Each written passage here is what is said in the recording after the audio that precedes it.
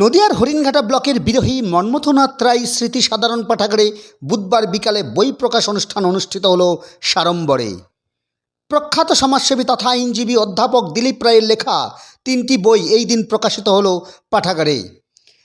বই প্রকাশ অনুষ্ঠানে উপস্থিত ছিলেন সমাজের বিভিন্ন স্তরের মানুষদের সঙ্গে বিভিন্ন বিদগ্ধ শিক্ষাবিদেরাও। রাজনীতিক, আইনজীবী, শিক্ষাবিদ হয়েও শত ব্যস্ততার মধ্যে দিয়েও বই পড়ুয়াদের জন্য দিলীপবাবু 3টি বই লিখে তার আত্মপ্রকাশ ঘটালো সাধারণ পাঠাগারে। এই প্রসঙ্গে কি বলছেন দিলীপবাবু, আপনারা শুনুন এই বাংলার সংবাদে। বাংলার সাথে মানুষের পাশে। নদিয়ার বিরোহী থেকে সমিত দাসের রিপোর্ট।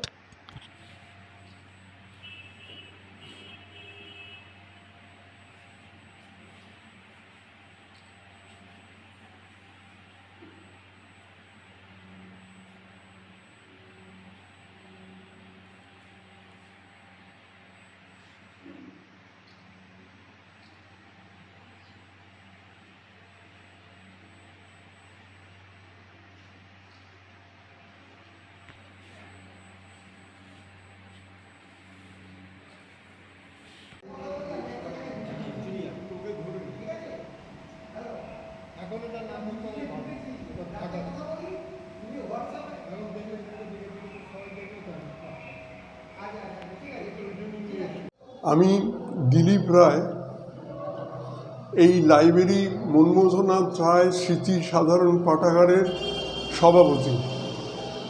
আমি এরকম অনেকগুলো লাইব্রেরি পরিচালনার সঙ্গে যুক্ত। আমি নিজে দীর্ঘ 50 বছর অধ্যাপনার সঙ্গে যুক্ত ছিলাম। এখন পুরো আইনজীবী, কিন্তু আমার লেখা কবিতা, গল্প, ইংরেজি প্রবন্ধ আমি অনেক অভিজ্ঞতার মাধ্যমে নিজের যা সঞ্চিত অভিজ্ঞতা এবং নিজের বুদ্ধির মাধ্যমে লিখেছি। আজকে সেই 3টে বই আমি প্রকাশ করব। এই 3টে বই, একটা গল্পের বই, এক মুঠো আবেগ, একটা কবিতার বই, একতোড়া কবিতা, আর একটা ইংরেজি বই, ইন্ডিয়া অ্যান্ড ওমেন, অত্যন্ত তথ্যমূলক। আমি মনে করি এটা একটা রিসার্চ পেপার অ্যাবাউট ইন্ডিয়াতে, অ্যাবাউট ওমেন।